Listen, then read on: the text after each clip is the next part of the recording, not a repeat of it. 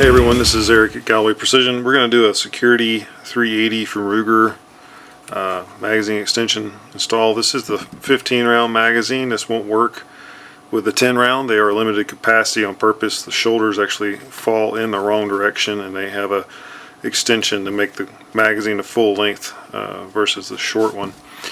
To do this is pretty straightforward. You'll get a package from us. It looks like this, has two pieces with a screw. Take you a punch or something and just compress this out of the way, just like you would normally. You'll see this big spine piece here. You can just pull it out, unhook it off of the spring, set it off to the side. We're not going to need that for this new assembly. Take you a Phillips head screwdriver, unscrew the screw, and this will come apart, okay? Just like that. This goes in place of the back bar, whatever you want to call that. You're just going to compress this down. The hardest part of this is getting this guy on top of the new spring extension, whatever you want to call the extension here. It's not really the spring pad anymore, but it kind of is, I guess.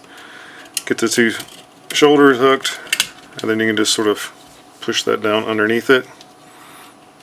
This is the kind of the pain part of this. Just like that, okay? Not going to hurt the spring, just push on it. Alright, drop this together, squeeze it, it'll line up, put your screw back in,